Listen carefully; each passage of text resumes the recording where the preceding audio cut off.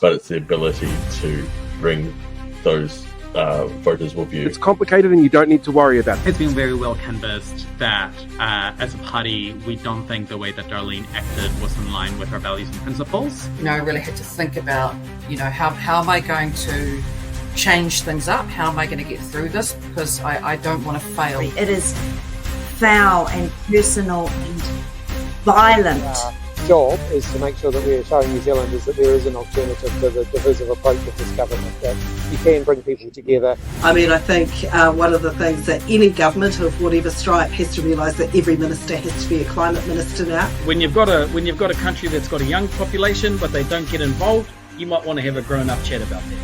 We don't want a situation where government dictates the local government, but you want to make sure the system is set up so that it's easy for communities to make decisions. I'd be really interested to see if the officials that advise that a Crown Observer was necessary or should be put in place, or whether he's made that judgment call himself. I don't think we did, and I've said this, I don't think, because it happened quite quickly last time, I don't know that we did a good enough job of bringing the public with us. Remember, just by having Maori Wolves doesn't guarantee that mana whenua are going to be represented around the table. Suggests that whānau with a disability and those who care and support them are somehow grifters.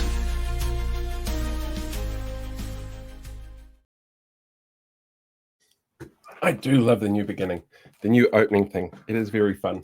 Good evening, everybody. I hope we've got lots of people tuning in. We've got a really interesting episode tonight. Blake, do you want to set it up while I sit here and slowly lose my voice? Well, I had to put it together very, very fast. That's all I'll say.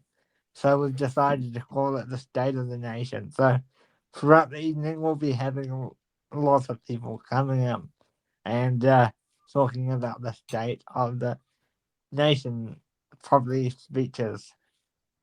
I mean, we've heard the phrase State of the Nation, I think, from 3 different speeches this week. We had the 2 Chris's and, of course, David Seymour today, who used the actual phrase without irony that the problem with the country at the moment is indoctrinated universities infesting students with the woke mind virus. So today's poll on our YouTube page, on my YouTube page, is what should be the response to a politician who uses a line so inherently ridiculously stupid? Should he quit being a politician? Should he be fired from his role? Should he never, ever, ever be Deputy Prime Minister? Or should we just laugh at him at every opportunity that we can? Yeah. First up tonight, we've got Nick Ruane and Dr. Will Flavell. So we'll bring them in.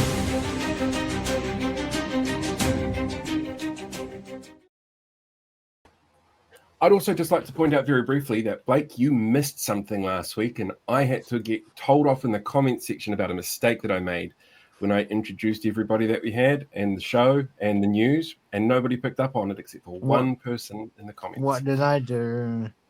I missed the date. I did that stupid, it's January 2024 thing instead of going 2025. And all of the content that we put out last week, it said 2024.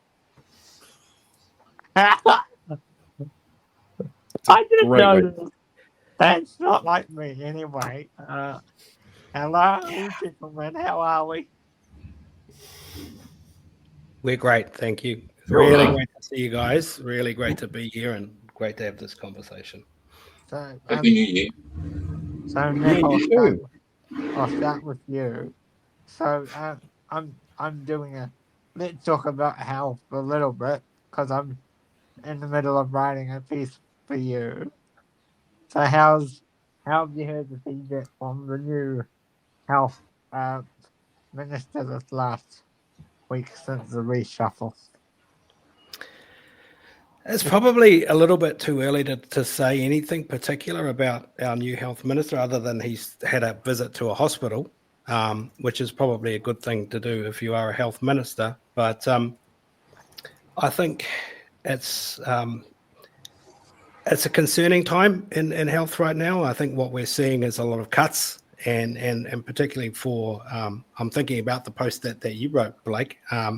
If you really want to get an appointment and go and see your GP or your specialist, that's what the new minister is talking about. That's the rhetoric coming out of the minister, but ultimately, I think that's one of the things that we really need to focus on in terms of building up the capacity, the numbers of GPs, the numbers of health specialists.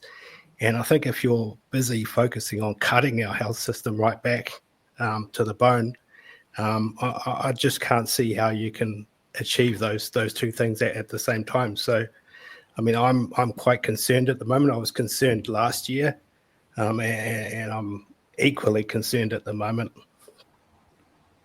How are you finding the reaction in your local area, Will? Again, similar story to Nick. Yeah, it is very new. News. I have known Simeon since he was elected to the local board. So to see him sort of go quite highly in the National Party rankings has been a little bit surprising.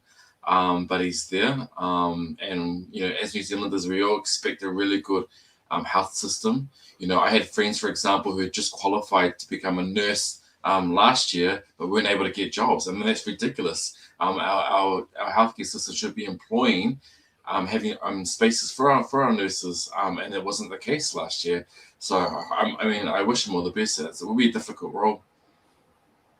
Paul? I'm very curious about how you guys feel around the fact that we have a new Minister for Health who has been very vocal in the past about being anti-abortion, about being pro-life, when the abortion law change came in to put in safe spaces around abortion clinics, tried to put in an amendment to the bill to record every woman who went in and got the services done. How does that make you guys feel when you realize that that's the kind of person that we've now got running a health system?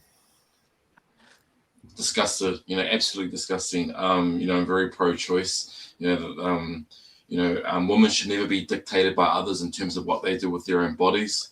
So, very appalled by that. But we know his extremist views regarding his religion, and he's made it clear that he's made it very clear, and we will keep him accountable to that his own personal views won't get in the way of the decisions that he makes as the Minister of Health. But we've known what he's been like for the last 10 years or so. Disgusted, obviously, by his previous views, and I hope that doesn't sort of get in the way of the decisions that he makes from now on to the future. Yeah, I couldn't agree with Will more on this one. I think those types of views really have no place in decision making around access to healthcare. For me, access to healthcare is a human right, and it has absolutely no any form of religious provide access to healthcare for all of our citizens here in Aotearoa. So for me, that's very concerning, and it's not the only member of the current government who's expressed views similar to this. So it's a growing trend in this current government where we have members of the executive who are expressing views that really are about reducing access to healthcare, particularly around religious affiliation, and that's really quite concerning because I come back to the position that healthcare is a human right, and it's something that everyone should have access to, and we shouldn't be restricting that. We should actually be growing that access and providing more access to communities. So, yeah, very concerning. Another topic I want to cover is education. So we've seen Minister Erica Stanford tone down the learning supports, which is a really important thing that we have an issue with. How do you feel about the reducing learning supports and all, just education in general, and what do you hope to see for 2025? Well, as a former secondary school teacher for over a decade, we should be fully resourcing our education system. I remember always the lack of resources for learning support for our OARS system in our schools, and not everyone has the same deal or the same go when it comes to education. Obviously, some people need more support than others. And so I'm always been a fan of more teacher aides, more external health support for our learning support students as well. I'm very keen to see that. I guess, Blake, I've just come from a conference today looking at AI in the schooling system and how that's triggered many of our teachers and our principals and how schools react to AI was really interesting. And there's sort of no clear guidelines on that. It's up to the schools to determine how they sort of police AI. No doubt that's going to be an interesting topic for this year. I think about assessments, exams, and how our students are utilizing AI, knowing full well that our teachers are using AI to write lesson plans, to write, to create resources. So we're utilizing AI in our education system for most of it. But when it comes to assessment, schools are trying to figure out how to police that. And we know artificial intelligence is constantly changing and quite rapidly and fast as well. So I think that's an area of interest that we all should be looking at, particularly for this year. Anything to add, Nick? Yeah, thank you. I appreciate all the points that Will made. They're very well made points. For me, one of the things that I do outside of all of the other things I do is chair a group called Education for All, which is a cross-sectoral group that's really focused on boosting the understanding around inclusive education. And for me, I think we really need to take it back to first principles around inclusive education, because really at the moment we don't have the guaranteed right for all kids to enter their local primary school or their local school, whether that's primary or secondary school. It's not a guaranteed right, and I think we need to really have a conversation about how we enable that to happen for every child, whether they have learning support needs or not, to enter their local school and to be supported and funded to enter their local school, because that's just not happening at the moment. I then start to look at our Ministry of Education. There is no actual plan around learning support and how to achieve the goals and aims that we have, that we expect for all of our kids with learning support needs. And that's deeply, deeply concerning. So effectively, we're failing generations upon generations of kids that are going through school. These are things that are just not widely known or understood. So I think we really need to take it back to first principles and start at the basics. We have nothing at early childhood. It's just a desert of support and training and policies for our kids. So it's one of the areas that I'm probably most concerned about, because education leads on to opportunity, and at the moment we're just not doing enough. Just quickly, before I hand that to Paul, how does it make you feel, guys, that Stanford is using quotes like we must have a one size, a one approach for everybody, not a one size fits all approach. I think that's ethically wrong, especially going back to Will's point earlier about every situation is different, especially for the ones with learning support issues. We can't have just a stock standard approach. I mean, it would be nice, but it's just not feasible. You're correct, Blake. Schools, we need to organize a one size fits one. That's what the education system should be real like. But the reality is the difficulty of I guess, resourcing, difficulty of not having enough teachers, not having enough support. And it is quite difficult. Like, I remember when I used to teach, the largest class that I had was 38 kids in one classroom. And, that was given to me and I just had to do it. That was my Te Reo Māori class. And it was either, well, then you need to take some kids out of your classroom. And I thought, well, actually, if these kids want to do Te Reo Māori, what right do I have to kick kids out of the class what the school should be doing instead is employing more Te Reo Māori teachers within the school to provide, every kid's right to learn Te Reo Māori. And that just shows to me that our schools continue to be poorly resourced in resources and in teaching staff as well. So I'm a big fan of a one-size-fits-one approach, and schools are getting better at that. Don't get me wrong, but again, I think it does come to resourcing. Go ahead, Paul. Well, I was going to change the topic completely and give you guys a number: 72,900 people. It's the number of New Zealanders who packed up and moved off overseas from I think it was end of November 2023 to the end of November 2024. It's the largest exodus we have ever seen in the history of this country. Can you tell me why that is?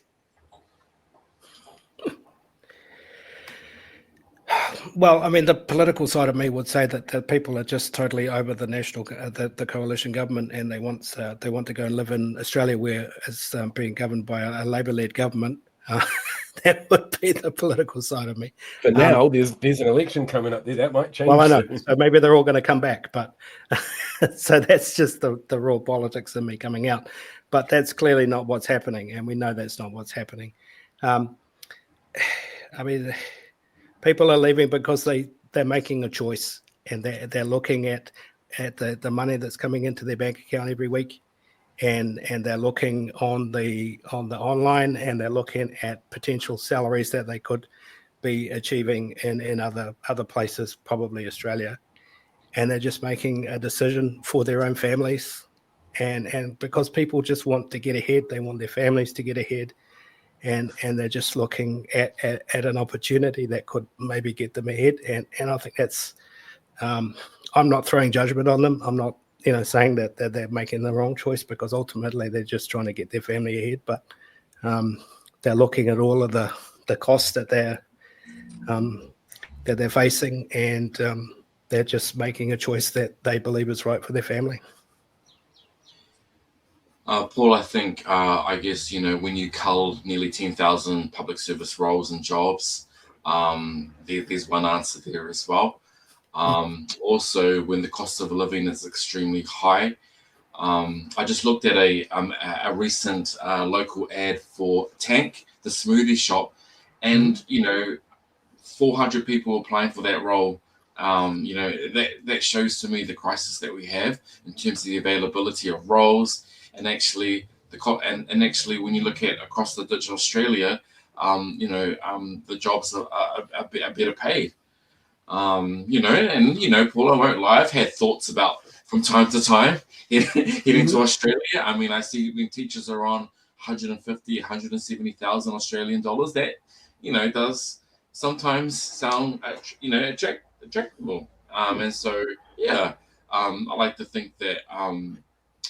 Hopefully that we do keep our talent here in Aotearoa. The government needs to prioritise keeping our talent here. And it is a shame that I do have friends in whānau that have gone to Australia. When you look over the State of the Nation speeches that we've had this week, because we've had 3 of them and they are very different sort of speeches. Chris Luxon's was very much focused on what he calls growth.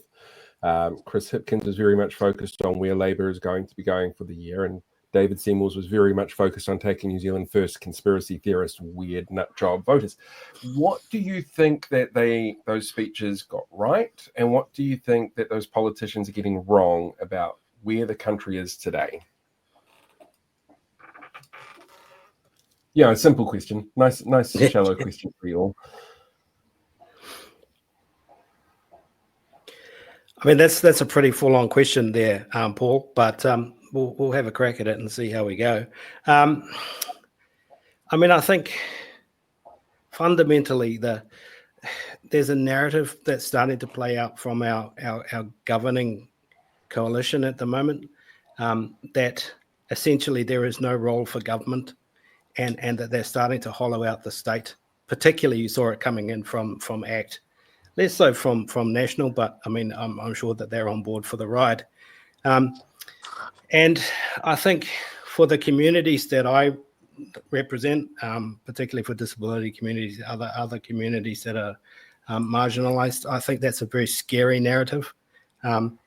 but certainly we've just briefly touched on education, but there's other areas as well. Healthcare, we've also touched on that as well. That we're starting to see this narrative that the state has no role in our lives in terms of providing services, having an active role. And I think for me, that's a very concerning narrative to start to put out there and for people to start to believe. Again, we saw in the ACT State of the Nation speech that we need to start selling state assets, particularly housing. That's a very concerning narrative to start to run, because we have one of the proudest histories of building state houses, of anywhere. So for me, that's really where the difference sits around what is the role that the state plays, how fundamentally what role the state plays. And we have a very different prescription from the governing coalition. And I mean, Chris Hipkins didn't go into too much detail, but I feel pretty strongly that there is a different narrative coming out from Labour and also from Greens and Te Pāti Māori as well. I think with Prime Minister Luxon, did he forget that at the end of last year we had the largest hikoi in our nation's history, thousands marching, and so we've got issues where this government has created an issue like the Treaty Principles Bill, and simply ignoring that and the divisive nature that's caused. Race relations gone backwards, all that really good work around with the Māori, with Māori communities, all that good work in the past, starting to strain. And so he's completely ignored that. You cannot have economic growth when you're sort of constantly putting the knife through Māori communities, Māori issues. And that's detrimental to all of us as a nation. This is an opportunity for the leader of the Labour Party, Chris Hipkins. It's an opportunity for him to really showcase his appeal to be the next Prime Minister. So I think I would like him and the Labour Party to really focus on, again, those really basic issues, the cost of living, things that affect New Zealanders daily. And of course, to really go against what this government has done. I think of, for example, the added prescription charges that the National Party put on. That's has had a detrimental effect in terms of healthcare for New Zealanders, including Māori. And so, I think this is the year for the opportunity for the Labour Party to really put the case forward to New Zealand on why the Labour Party should be leading the next government. Anything else, Paul, before we leave? I've got a million questions. I'm very curious as well about what your guys' opinions are on the 346,000 reported submissions for the Treaty Principles Bill. I'll touch on that, Paul. And I was gutted that I wasn't given an opportunity to publicly speak on my submission. I not only submitted an individual submission, but I did a submission on behalf of the Henderson-Massey local board elected members, and we represent nearly 140,000 people in our area. Now, that whole process, it's been estimated cost $6 million. For me, that's a waste of money. And I think about the cuts that David Seymour made in terms of the food in schools. What he did there, he drastically cut the budget for that. So much that schools would employ local whānau, local parents to help cook the food, and now that's simply not the case. Now they're relying on these major companies that has shown that it produces low quality food. So I worry about that particular scheme. With those thousands that have submitted, I believe that every one of those people who submitted that wanted to speak on their submission should be able to do so. That's about giving every New Zealander the chance and opportunity to do so, and that's a shame. That really is a shame. Yeah, no, I agree with Will on that one. I had two organisational submissions, one from Deaf and Disabled Network through the Public Service Association, the other through Education for All, and then a personal submission. And I think really, I mean, if we believe in democracy and public participation through the Parliament, then I think everyone should be given their right to be heard, because that's really what the process is about. And I think if we're going to expend all that money, $6 million of taxpayers' money, then everyone should be given the right to be heard. Yeah. Mm-hmm. I think that's a lovely way to end it, I think. Paul, don't you think? Yeah, it works for me. Works So, very much for me. One more quick question, though, for both of you, which is completely unrelated to all the rest of everything. Will, I think I know the answer to this one, and Nick, I'd be very surprised if the answer was no, but are you guys registered to vote and ready to vote in your local body elections this year? I am absolutely ready. I will be running again for my 5th term. And the reason why, because I just love my community. I love everything about West Auckland. I'm actively involved in my community, and it's special to me. So why not have the honour to represent my community again? I am perhaps worried about the turnout for for voting. I've always advocated for an opportunity to vote online or other methods of voting. I do like the idea of something similar to the national elections, where we open up our schools and our community halls for a full day of voting to really advertise and push that out. Unfortunately, that won't be the case here in Auckland, and it'll be status quo again. So expect, hopefully we have a bigger voting turnout of more than 35%, because it does average around 35%, which is extremely low when it comes to democracy. But hopefully we can push further than that. Yeah. Well, if I could vote for you, I would, but it's just not possible being that I am down here in Whanganui, Atara, Wellington. But I am definitely registered to vote and will be pretty active in the campaigns down here in Wellington to make sure that we get some councillors that don't want to cut everything back to the bone and make things difficult over the next 3 years. So yes, I will answer yes and yes to your questions, Paul. Thank you for asking them. And just to add my 2 cents, I'll be helping Nick on the campaign trail for get up on good council. My aim this year is to try and get as many people out there voting in local body elections as possible, because, as you said, well, the turnout is terrible. The one that throws me is country voting. People who vote in rural electorates, the numbers tend to be far lower than the ones that vote in the city, which is something I've always found a bit of a weird inconsistency. But yeah, it's my mission to try and get people out there to vote. And I'm going to just free sales pitch for something I wrote that came out today on my newsletter.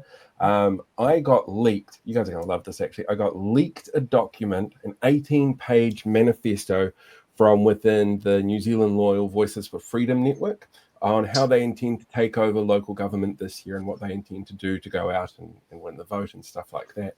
But the reason that I got this was because there is a individual further down the line who needs some serious mental health help, who has started a weird email chain where she's telling everybody her poetry.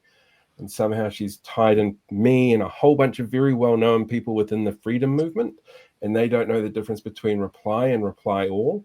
And they sent a reply all with this 18-page manifesto from Hamilton City Councillor Andrew Bidder on what they need to do to take over the council this year. Because if they don't, woke is going to get you.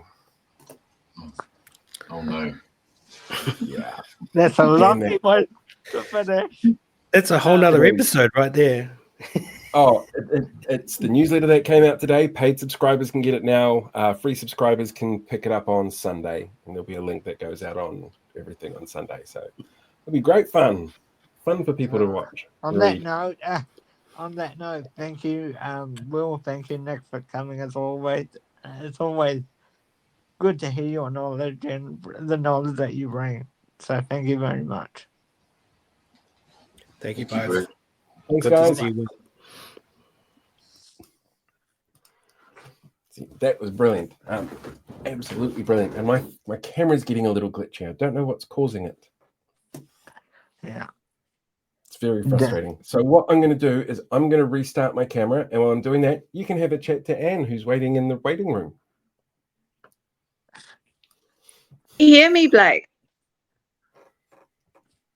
Hello. How are you? Hello, how are you? Happy New Year. Yeah. How are you? Yeah, the year started off pretty quickly. We're well and truly into it. Lots of challenges coming up our way. But had a lovely time with my family over Christmas and New Year, and been doing a bit of gardening and all the rest. What have you been up to? Did you get time to spend with your family? Yeah. Well, I'll ask you while we wait for Paul. So what's your opinion on the new health minister? Right. Yes, well, I think I've already expressed my thoughts on that on several venues, but basically a change of minister is not going to change anything. What we need is policies that are put in place and funding to actually go with it. And right now, we'll have to wait and see. It's an opportunity for the new minister to change the conversation, and hopefully that will happen. I'm not sure, though, to be perfectly honest. Yeah. Any questions that you've got, Paul? I'm very curious from inside the medical industry, the health sector at the moment, what has been the reaction to Dim Sim's new role?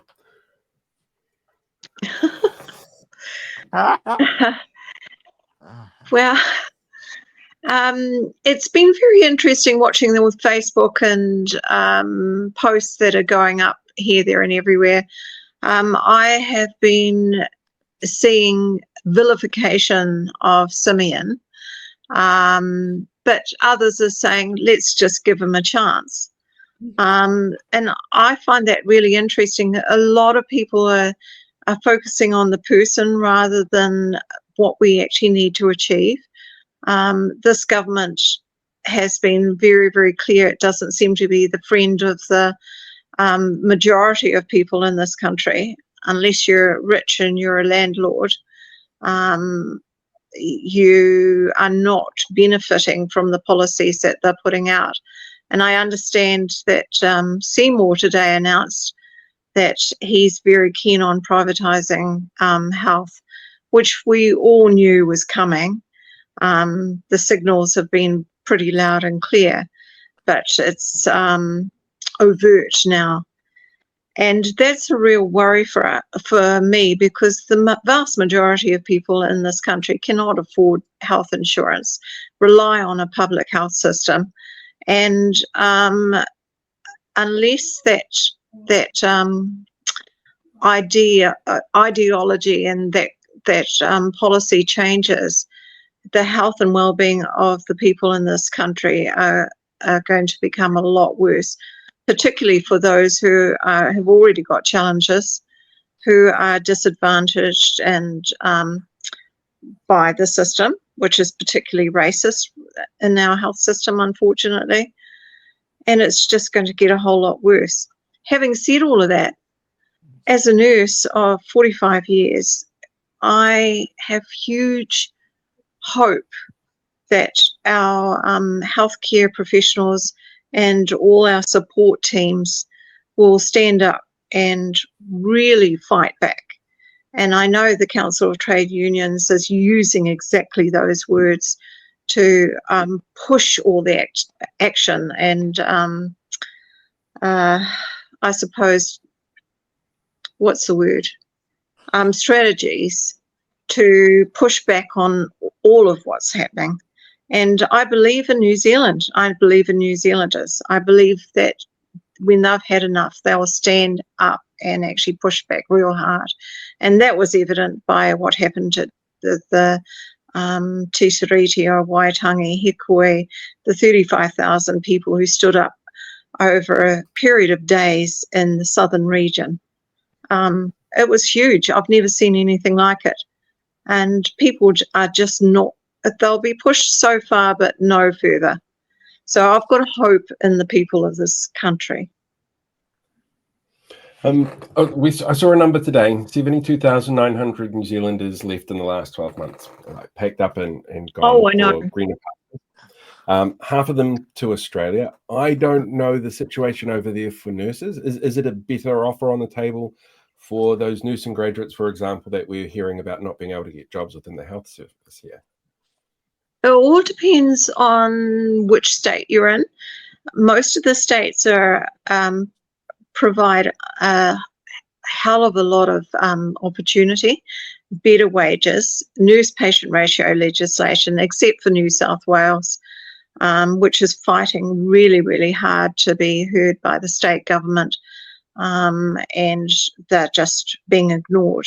But they're fighting really, really hard, and they've got the public behind them. But for the rest of the states, particularly Queensland, their head nurse, the chief nurse, plus the the Queensland government are working very positively and cohesively together to ensure that the things that we should be looking at in New Zealand, and that's the health and well-being of their population, are put first and foremost in all the decisions that they make.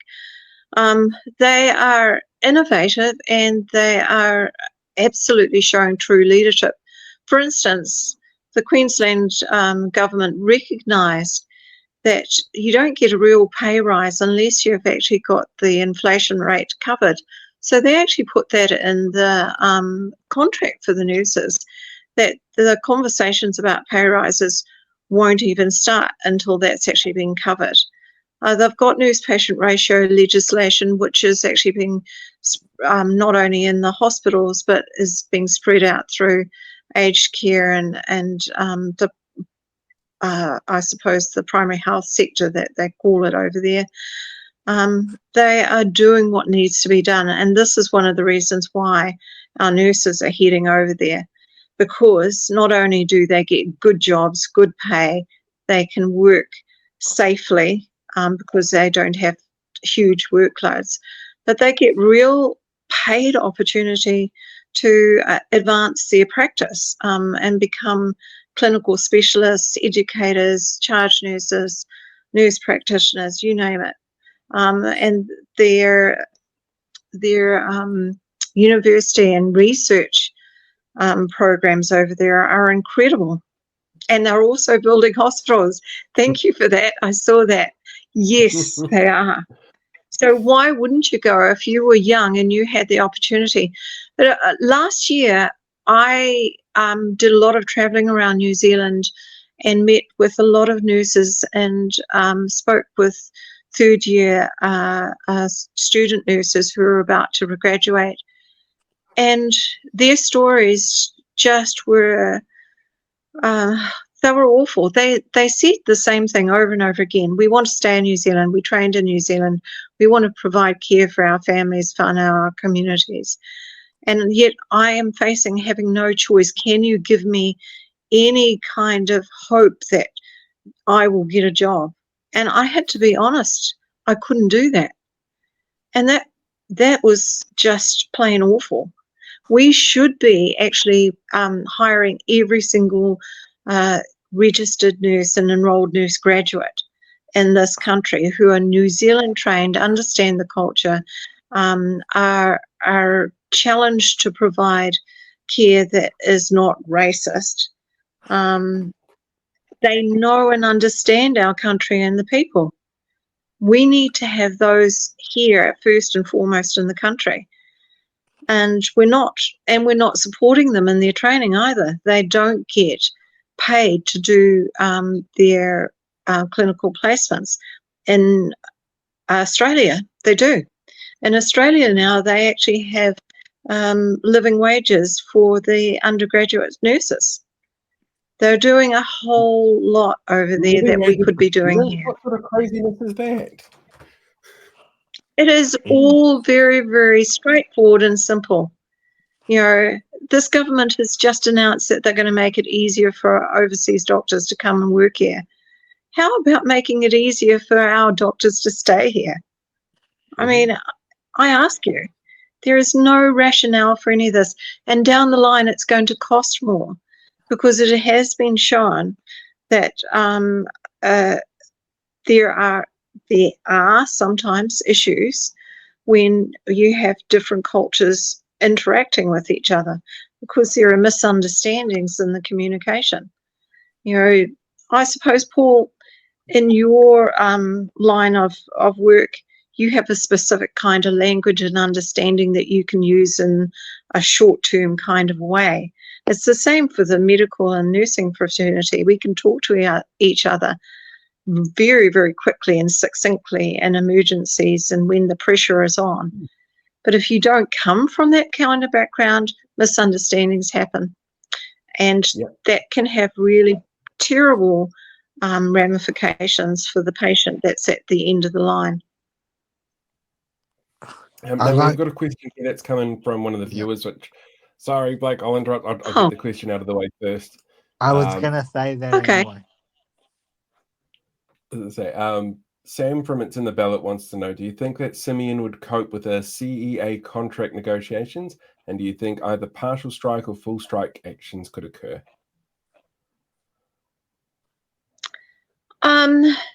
He appears to be ultra conservative.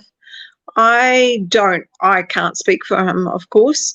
I wouldn't know how he would react. And as I said earlier, I hope that he takes the opportunity to actually change the context that we're in at the moment. I know that the negotiations between the nurses and Te Whatu Ora right now have just restarted.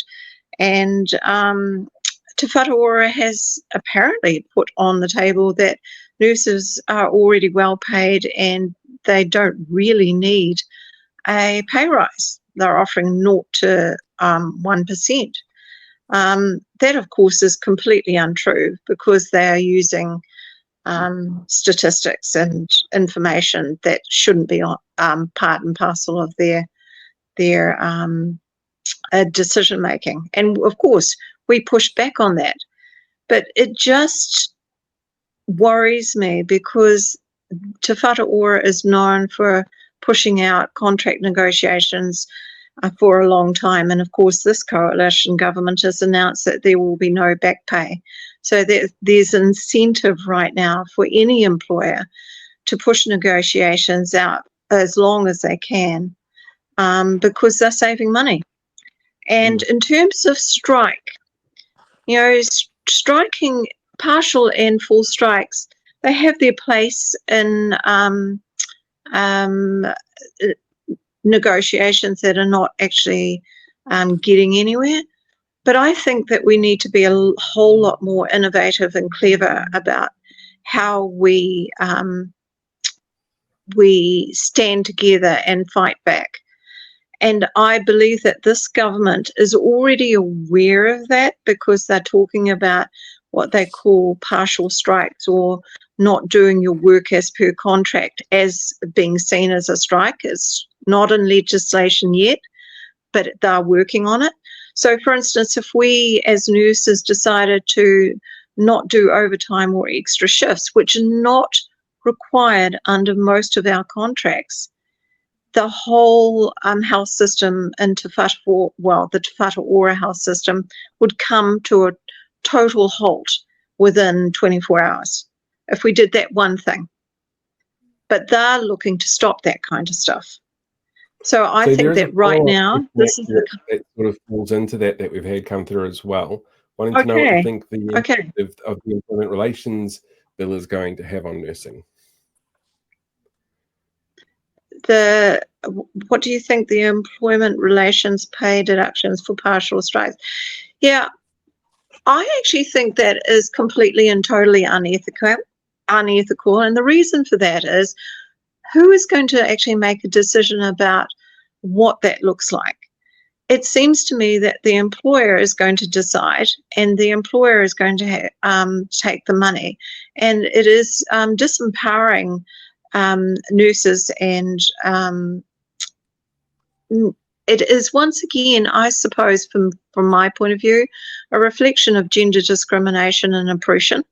That's exactly how I see it. This is becoming a more and more patriarchal kind of government, and for those of you who understand that word, that's basically, it's a man's world, and it still is. And this is exactly the kind of strategy that I would expect a patriarchal, unethical government to do. I think it is just wrong. Yeah, I guess I would ask, do you think as this whole nursing underpayment saga continues that we could end up with a similar march or hikoi than we had for the treaty principles bill sort of thing? Yeah, I'm not quite sure I understood your question, Blake. Could you repeat it? So I was asking basically, do you think that we could end up with a situation where we could have a march for the nurses similar to the hikoi that we had for the treaty principles bill if this payment saga were to continue for an extended period? Yeah. It is very, very possible, because nurses are seen by the public as the number one ethical profession that they trust. And they are well and truly behind us in heart and mind. What we need them to do is also come and stand with us when we actually do any kind of action. And that's the important part. I think if the public realise that the health system is a hell of a lot worse than it has ever been, and it affects them personally, and from a community point of view, they will come and stand up. Look at what happened on the West Coast when Malcolm Mulholland decided to start a petition and had the moment of silence because they couldn't get enough doctors and nurses there. This is the kind of thing that we will see grow more and more, but we have to do it in a cohesive fashion. In terms of underpay, that's quite a complex subject, Blake, because right now we have Te Whatu Ora, and a lot of people think of health in terms of hospitals, but in actual fact, most of the health care really needs to be delivered in the primary health sector, because that's where you can prevent and have early intervention so that people don't need hospitals in the first place. And there the nurses are actually being substantially underpaid. They do not have equitable pay and conditions to the Te Whatu Ora nurses. And I think that's really where we need to focus our attention. We need to grow the health workforce in primary health care. Yes, primary health care is in crisis. We've got GPs who are aging and leaving. GP organisations who are closing their books to new patients, and there just aren't enough nurses to do the job. For instance, a simple thing like vaccinations, immunisations. There aren't enough of us to actually do it. This is one of the reasons why government has decided to include pharmacists and being able to vaccinate. But that's not the answer. The answer is a really substantial increase in workforce within primary healthcare and Te Whatu Ora, and equitable pay and conditions right throughout the country for nurses, no matter where they work. And then they will be able to make a choice about where they want to stay. For instance, a lot of people don't work in aged care because the pay and conditions are not equitable. But there are a lot of nurses who want to work there. So let's do a very, very simple thing and have equitable pay and conditions. And I know for a fact that people will stay in primary health and aged care because of it. I'm not quite seeing. Are there any more questions there? Yeah, Blake? we've got a few that that are creeping through here at the moment. Sam wants to know whether or not increasing doctor placements from 500 to 600 is going to be a good starting point for trying to get the system back into equilibrium. Increasing the doctor placement for 500. It will help, but it's a drop in the ocean. I just said we need substantial workforce increase, and that is true in primary healthcare and in the hospitals. We're just not training enough, and you could start talking about the need for an extra medical education facility in Hamilton. We just don't need that. We need to increase Auckland and Dunedin placements substantially. I see the doctors that I work with run ragged trying to actually keep up and do the job that they're supposed to do, and there just aren't enough of them. You might be able to answer a question for me that you raised there. Being a Waikato boy myself, I know the current mayor of Hamilton, all of the local MPs for the last decade have all been 100% behind getting a medical school up and running there. I'm not a big fan of the way the University of Waikato does things, so I'm not sold that they'd be able to do this properly, but that's not from the perspective of being able to actually set up and adequately run this thing. What is the downside to setting up another medical school at this point? Well, first of all, you haven't got the infrastructure there. That's going to be huge. You have to find the tutors. You have to get a relationship with the Waikato Hospital and the primary health care to have all the clinical placements. Why would you do that when you've already got the infrastructure in Auckland and Dunedin? Dunedin, the Otago Medical School is one of the most top-notch medical schools in the whole world. Why not fund it properly so that it can improve the number of clinical placements or student doctors that it already has? We also need to actually do the same for nurse practitioners. The nurse practitioners in this country are just incredible. The job that they do is just amazing. I work with 3 of them in the emergency department that I work in, and I see what they do. And they used to be registered nurses with me, so I've seen the growth. And we can produce more nurse practitioners quicker than we can doctors, because most of these nurses have already worked in the system for 10 or 15 years. So, and it costs a lot less. And we need them in the hospitals and primary health care and aged care, everywhere you look. That would be one of the answers. Thank you. Yeah. By the way, I'm really sorry that you seem to have ended up by yourself. I don't know. That's all right. Yeah, I thought the mayor was going to come on and we were going to talk hospital business. Was he unable to attend? We'll assume that that's what happened. We have no idea. Okay. The joys of right. The joys of live TV. Well, streaming. Yeah. Well, I could speak to the Dunedin Hospital rebuild a little if you'd like me to. Please do. Yeah. So, first of all, I'd actually like to give a shout out to the Dunedin Council SOS hospital rebuild team. They are doing an incredible job. They are keeping this campaign alive, and they're doing it in a very innovative and interesting way. If I would love the opportunity to work with them closer. And I have been able to do that over the last 3 or 4 months.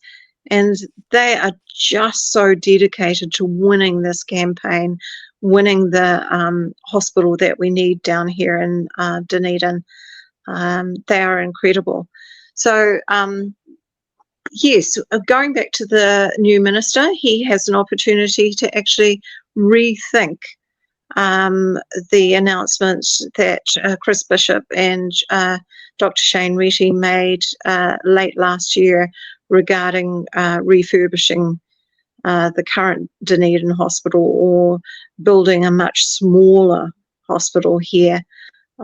So I'm hoping that he will be able to use his logic and rationale to see that it's going to cost a lot less to actually do the right thing, build it right, build it once, and do it now, rather than continue to push the can or kick the can down the road and keep reviewing all the time the decisions that were made in 2017.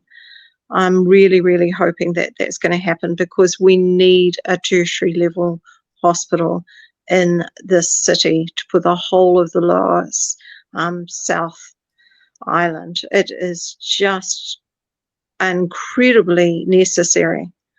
I see people. Yep. I was going to say, does having a new minister for the South Island change anything in that respect from your perspective?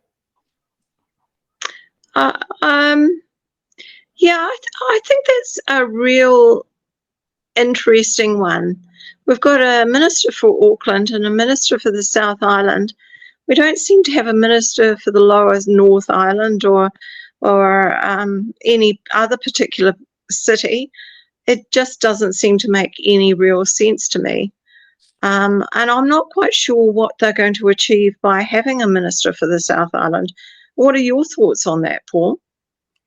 I genuinely think it was a case of we did so much stuff to piss off the people of the South Island, we have to make it look like we're doing something to actually listen to them. And I'm guessing James Meagher is easy on the eye and was able to point to the South Island on a map, and that's how he got the job. He's not a minister in cabinet, because he can't be being the head of a select committee, and he's in the busiest select committee of all at the moment, the Justice Committee.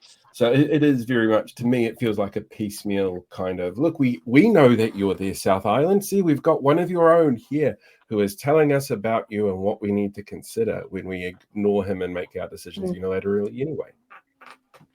Yeah, and he doesn't seem to have any particular policy he's standing on or anything that he wants to achieve. It just doesn't make sense to me at all, particularly when this government came in and said we're going to get rid of all the dross in the government and any kind of organisation like health. Here they are constantly appointing people to roles that seem to have absolutely no substance whatsoever. Mm-hmm. Yep. Yeah. Yeah. Yeah. Any questions before we let Annie go? Only one for you, Anne, and it's a very deep, hard question for you. Are you grateful to Lester Levy for saving Milo? I have never, ever heard anything so ridiculous. Oh, my God. A person in his situation having to sign off on Milo. And, it just shows me how little the people who are making decisions are have no idea and understanding of the clinical interface at all. We need Milo. It's got sugar and it tastes good, and there's very, very little else that we can offer people who actually, when there's no food about. And we also need it for people who are actually having low blood sugars and all sorts of other things. It was just absolutely ridiculous. And for it to be taken away from the staff and the patients was just a no-brainer. But to get that far, it shows how micromanaged the whole system in Te Whatuora is. And if Margiapa can't make that decision for him, I'm just wondering what all of those people in management are actually doing, because they certainly don't seem to know what they're doing or why they're doing it. Well, I can actually answer that for you, because there's 14 layers of management, and patients are one of them, and they're not really trained in how to manage hospitals. So that could be where the problem is. Well, there's a lot of research that actually says that the people who are on the clinical floor know the problems and know the answers. But I can tell you very clearly that nobody is talking to us, and if they do happen to have a conversation in a quality or a health and safety meeting, it goes absolutely nowhere. In the last 2 years, I have seen meetings called by desperate clinicians over and over again saying, you have no idea how horrendous this particular shift was. You've got to listen to us and get us more staff, get us more support staff, help us to do our job safely. But they are just not listening. And for nurses, we're not even in the room, we're invited into the conversation. And I suspect, well, this is my take on it anyway, we, as a union, we have 62,000 members. We're one of the biggest, well, we are probably the biggest single union in the whole of New Zealand. And we have a huge amount of influence on the public and their perceptions and understanding of what's going on. If we're not invited into the room or asked to be party to making decisions, then they can honestly say that they never knew what we needed to tell them, and they didn't actually have to take any notice of us. It's just crazy how shut out we are at the moment. And I think they're actually quite afraid of us as a union because we have got so much influence over the public. And going back to what you were saying earlier, Blake, this is one of the reasons why I do believe that the public will stand up with us when it's absolutely necessary. Yeah. Well, unless Paul got anything else. I think it is fair that I ask Anne the same question I finished up the interview with Will and Nick. Are you enrolled to vote, and are you planning on voting in your local body elections this year? I am very much enrolled to vote. I never miss an opportunity to cast my vote and use the power of one to make a difference. It's interesting because I was actually approached to stand for the local elections this year. Of course I can't because I've already got 2 jobs already, president of the union and working in the ED when I've actually got time. But I was quite taken aback by the fact that I was actually even considered. And I thought that it was pretty amazing, really. People thought that I had something to say and something to offer, and but they also wanted a shift from the far right hold on politics, local and national, and they're asking people to stand to fill spaces so that the change can actually occur and allow the policies of the people to come through rather than the rich and the powerful. And I was quite chuffed when I was asked, to be perfectly frank, but I won't be standing, of course. No, fair enough. Sam, who has a very keen interest in local body politics, would like to know if it was a political party or members of the community that approached you. If you don't mind saying, because I realise that might not be something that you want to put out there. I don't mind saying. It was actually a number of current councillors who actually asked me, who were very much in the left of parties, yes. So, and I suppose, as the president of the union, I am not allowed to influence people's politics, but we are allowed to influence people on policy and strategy. And as far as I'm concerned, what is good for the health and well-being of the people and our ability as nurses to provide health care, that's where I will stand. Perfect. I got no more questions. I'm all out. Lovely way to end it. Thank you for joining us. And it was well, thank you for asking me, Blake. Yeah. Sorry about the mix-up. I actually took a screenshot of your request and then sent it off by email to the boss to ask if I could join you today, and forgot that it was actually originally in a text, and I couldn't understand why I wasn't getting an answer. So there you are, the miracles of modern technology. Yeah. Well, far easier to get things done now than it was 10 years ago. Thanks again. Okay, you take care, and Happy New Year to you both. But You too, Ed. Thank you. Thank you. Bye-bye. Bye-bye. Yeah, fascinating conversation. I'm going to put this one up from Special K. Imagine if we invested money into a top-notch healthcare industry that becomes a one-stop training destination for the world's nurses, doctors, researchers, rather than GMO mining and fossil fuel a-holes. I couldn't agree more, Special K. Absolutely. Blake seems to be having a little issue with his camera. I promise, not my fault this time. Just checking something. I'm still here. Oh, fair enough. Well, I was going to get you to riff while I uploaded the news, because I pre-recorded that, because that's just easier for me to do. I should probably also point out I'm not here next week, so I believe Sam from It's in the Ballad is going to be stepping in and playing. It'll be one of those soap opera things where it's like, today the role of Paul will be played by Sam from It's in the Ballad. You guys can do it if you want. That's entirely up to you. I'm not here to judge or make pass any judgment on that one at all.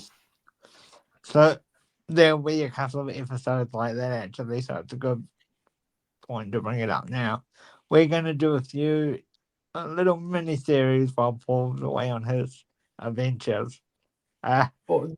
Adventures. I'm taking a couple of Fridays off over the next couple of months so that I can do things like work with Will is one of them. I'm doing some work with his local board 21st of February.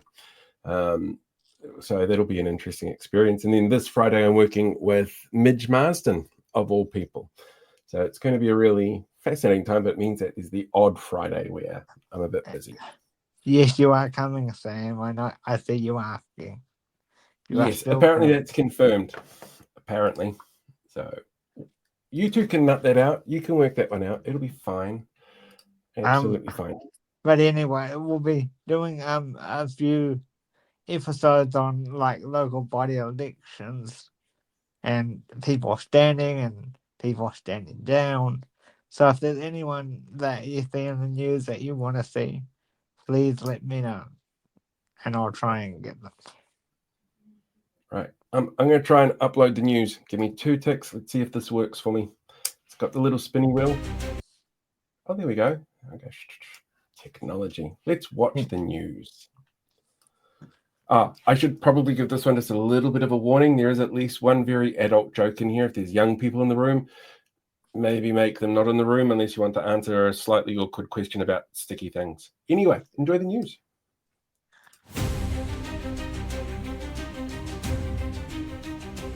Hello there, kia ora, and welcome to this week's The News.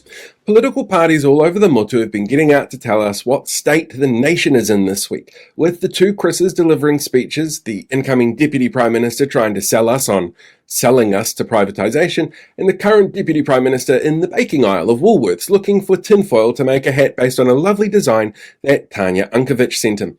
The start of the year often sees speeches like these from political figures as they lay out their agenda for the year ahead. Add into the mix the local body elections in October and you've already gone to sleep. I'm sorry. Please wake up. I'll keep making fun of politicians if that helps. Prime Minister Christopher Luxon, seen here eyeing up the unflavoured chicken drumsticks being served across the room, gave his annual State of the Nation speech at the Auckland Chamber of Commerce, a fitting location since these are the only people who say confidence is up with the government in their regular business vibe survey.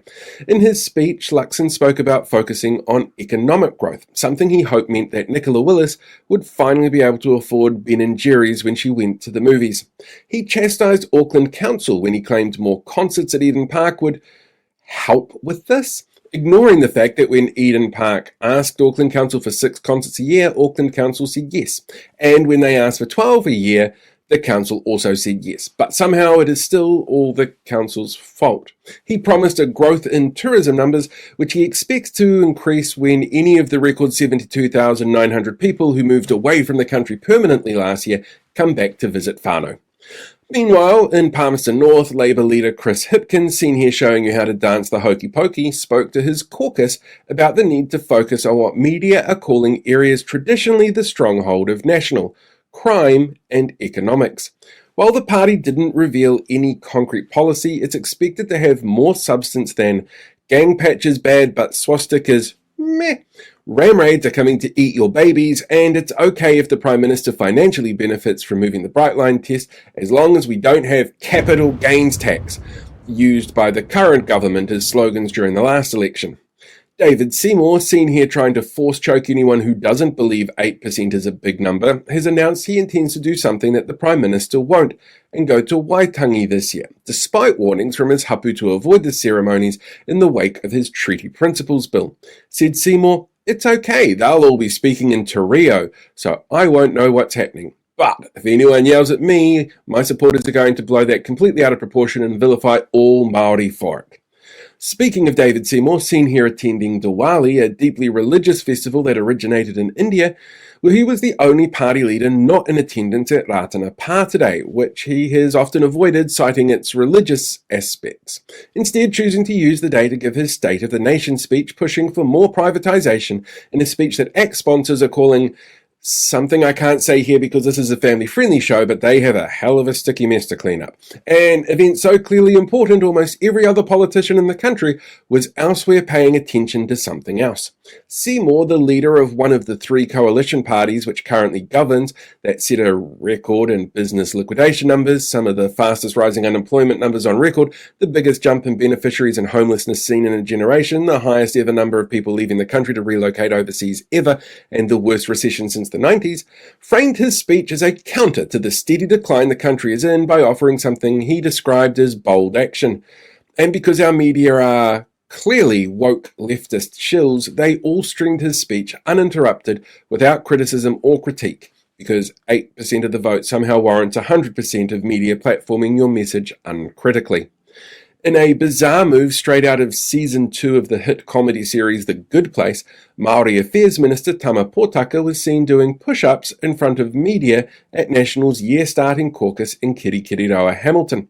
He claims it's about keeping fit, and nothing to do with not wanting to answer questions about why a right-wing blogger being praised by the same people who consider this action from Elon Musk as a sign of love, and a Manawatu councillor who uses Liz Gunn as a journalistic source to base his policies around, had been put on the Waitangi Tribunal. Media company NZME, owners of the hits ZM Radio Hauraki, Flavell, Coast, Gold, News Talk ZB, Business Desk and The Herald, have announced plans driven by falling revenue to cull nearly 40 jobs from within the organisation and to refocus content on output that engages with audiences. So, expect more clickbait and thinly veiled racism while they retain their highest paid stirrers whose media illiterate audience can't tell the difference between their opinion and actual news. In the United States, President Donald Trump, seen here bringing back masculine energy, was the first convicted felon to be sworn in as president at his second swearing-in ceremony. During his rambling speech, he made a false claim about the atom being split in America. While this is blatantly false and easily debunked, media here seem to focus more on that than on the concerning use of a Nazi salute by the richest man in the world, which RNZ described as an odd gesture. Within hours of signing multiple executive orders, states had already begun to sue the administration for breaching the Constitution. He had pardoned or commuted 1,600 people involved in the January 6 insurrection. He had ordered the government to call his friend Caitlyn Jenner Bruce from now on, remove Spanish-language versions of government websites, and fired 1,000 government workers for not being loyal enough. But you know, he took credit for the work of the New Zealanders, so we need to focus on that. And finally, Parapara Umu Beach was lit up by the warming glow of waves full of bioluminescent creatures, creating stunning blue waves. NIWA researchers have said that the organisms causing this are most likely plankton, and spotting an orange bloom of algae off the coast in daylight is a good indicator of a nighttime light show. They expected a few more days of shows like this to continue under current conditions, which are rare for the area this far south down the island, and are probably related to warming water temperatures caused by climate change, said Climate Change Minister Simon Watts. See, by pretending we're doing something about climate change, we're clearly making beautiful things like this possible. And that is this week's The News. There we go. That's the news. I'm going to answer a question that's been posed to me in the chat, and then I'm going to sign off because it's like 30 degrees in here. So the question I've got here is from Artie87. Do you think New Zealand media are making the same mistake with David Seymour as they did with Donald Trump? Because that's the follow-up question, in case anyone's wondering. Yes. Yeah, they are. The problem that we've got, actually, I'm working on a series at the moment, a podcast series, which again is available to Substack, and it'll roll out to everybody else around the 1st of February. It takes a look at headlines and how they spin and the bias that they put on things. And there are some really clearly obvious ones, like, I don't know if you guys saw it at the end of last year. What's that movie? Crocodile Dundee star dead at 90. That was the headline, and it was the crocodile, but it made it out to be Paul Hogan, and like a really obvious spin in the way that the media does things. So this takes a look at different headlines, how they spin things. And one thing that's become really clear in recording this is that pretty much anything ACT says goes up almost completely unfiltered. Same with David Seymour personally. It goes up almost completely unfiltered. The fact that he got away today with using that expression about indoctrinated university infesting students with the woke mind virus without any critical pushback shows you that there is a lot of media that's just like, you know what, we're just going to let him chill. The fact that somebody said something to him online about having stolen an idea around his speech, and he turns around and goes, we don't steal. That's what Green Party MPs do. Like, that's the kind of thing that he gets away with that other MPs couldn't. You couldn't get somebody like Chris Hipkins, for example, saying that, or Rawiri Waititi, because the media would just go nuts. So yeah, there is a really real risk of our media not giving enough criticism where it's required on at least one of our politicians. I think they also do that to a degree with Winston Peters. They don't give him a huge amount of pushback because it's Winston. So I have one question for you before we go. Sure. You mentioned the good faith and the new Fright show, by the way. Now, was Tama playing the part of Kristen Bell or the guy from CIS? No, he was actually playing in season 2 of The Good Place. There is, I can't remember the character's name, but he shows up very briefly as a new character who every time the main character brings up her issue, I don't want to spoil the series for anyone who hasn't seen it, he rips his shirt off and it's I really have to go to the gym, you know what? Keeping fit's my life now, so he doesn't have to have awkward conversations. And that's what this felt like, looking at Tama Potaka, somebody go, one of the media outlets saying to him, oh, so what'd you do over the holiday break? Kind of thing. I worked out. Let me show you the number of push-ups that I can do. And what was his line? One life, one wife. That's why he's done it. That's right. Interesting. Very interesting. Anyway, I'll be back next week with Sam, and we'll do some local body stuff. And Paul will be on an adventure. Yeah, so then, I don't know if there'll be news next week. So we'll work on that. Well, yeah, we'll find out. Nobody watches us for the news anyway. It's all good. All right, guys, I'm going to leave you to it. Ka kite anō. Live long, prosper, be one with the force. Good night, I'll catch you guys all next time.